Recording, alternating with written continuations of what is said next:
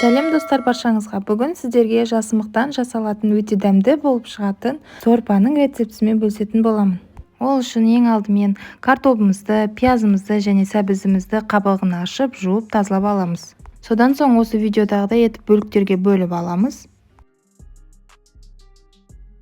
Жасымықты алып, таза салқын суда бірнеше рет жуып аламыз.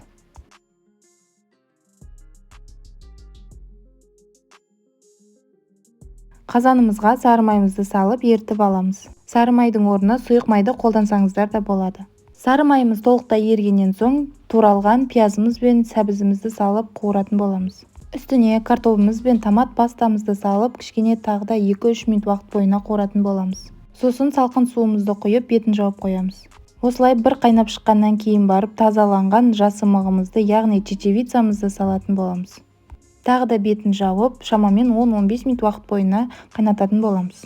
Қайнағаннан соң осы видеодағыдай етіп блендермен езіп шығамыз.